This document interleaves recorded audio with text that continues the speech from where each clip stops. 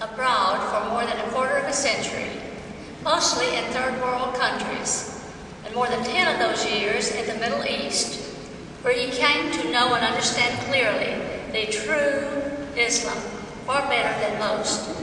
He has received a number of awards, including one of the nation's highest civilian awards for valor in Cambodia, for rescuing wounded civilians from a bombed, burning building under hostile fire in 1975.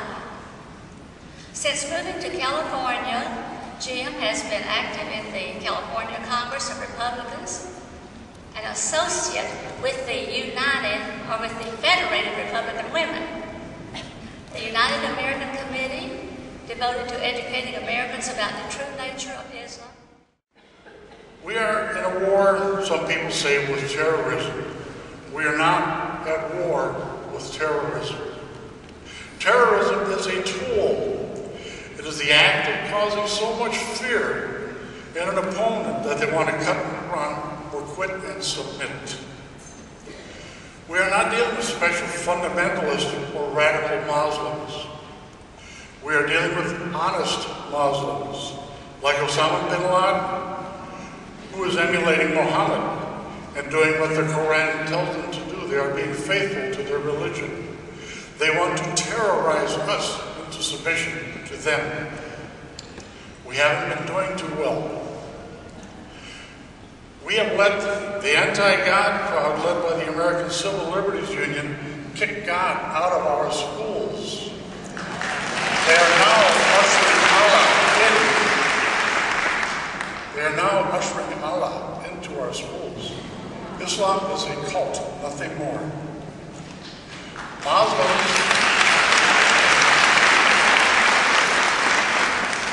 Muslims are working hard to make us submit. The Arabic word for submission is Islam. They want us to become Muslims or to accept dhimmitud. Dhimmitud is another Arabic word for being inferior, for being a second-class citizen. They want us to be dhimmis. We are not facing a foe as we did with the Axis or communism.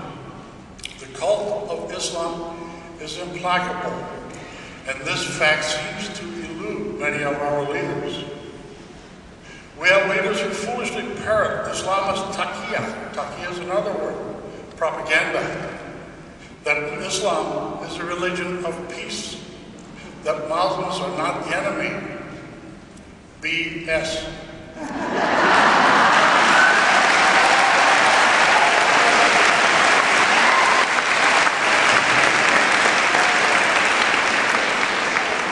Anyone who believes otherwise is incredibly ignorant or a simple-minded fool.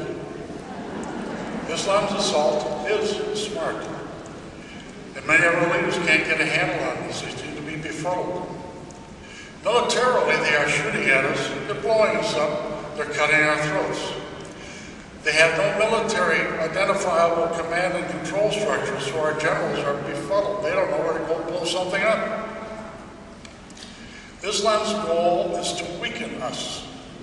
They are succeeding. Our finest are dying every day. We are not doing very well in Afghanistan, Iraq, Iran, Indonesia, the Philippines, Sudan, Somalia, or any place else where they are active. When they get into trouble with us, we get tough on them, like Fallujah, they hunker down to fool us while they regroup, get ready to reattack. They have blown up embassies. Killed a close friend of mine, Ken Haas, in Beirut.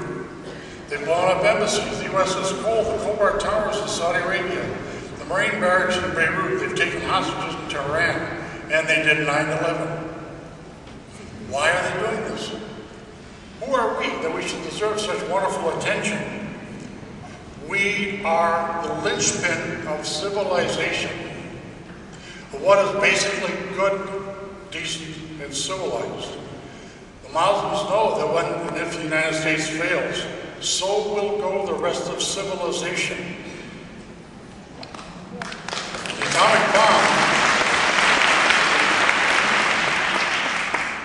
The atomic bomb terrorized the Japanese into quitting. We bombed the Nazis into submission. We did not use an A-bomb in Korea. We fought a limited objective, and we were beaten back to the DMZ where it began. We didn't use our force. We used limited force in Vietnam, and we were handed our own butts. We are now giving Muslims a silver platter on which they will hand our silver butts back to us. In Iraq and Afghanistan and other places, we're trying to fight by our rules. They won't follow our rules. They don't comply with our rules. Therefore, our rules don't comply.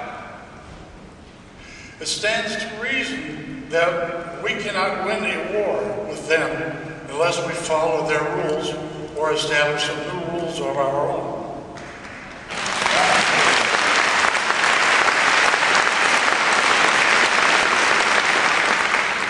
Economically, they control our energy, oil. They charge us billions, the price goes up every day, and we pay, and we pay, and we pay.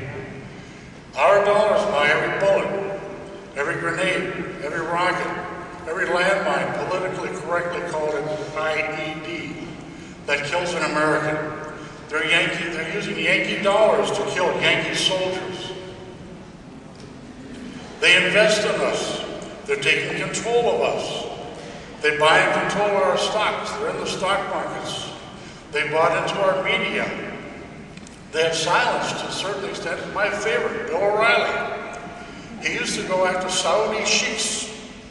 Now the Saudis have bought into and own a substantial bit of Fox, and they sign his paycheck. Now the Saudis are off limits to Bill O'Reilly. The diminished O'Reilly rants about Rosie, about gays, about illegals and pedophiles. Something like the tabloid denizens, Geraldo and Jerry. It's sad. I would like to see O'Reilly do better. They control our energy sector via the boardrooms. They have established de facto limits to alternative energy. They are determined to keep us dependent on their oil. The Muslim lobby in the state houses and in the White House and in Washington, they use their money to fund, to buy or bribe politicians in every way. They buy toys, they pay for trips, they pay for campaign contributions, they pay for peccadillos, and they are often able to predetermine votes, something that you can't always do. Muslims have spent decades and billions in this country to study and learn about us and how we function. They speak our language, they know our religion, they know our society. They know how to take advantage of our goodness, of our kindness, of our decency, and thus to use that power to take us over. We have become so tolerant that we tolerate the intolerant. Let me say that again. We have become so tolerant that we tolerate those who are intolerant.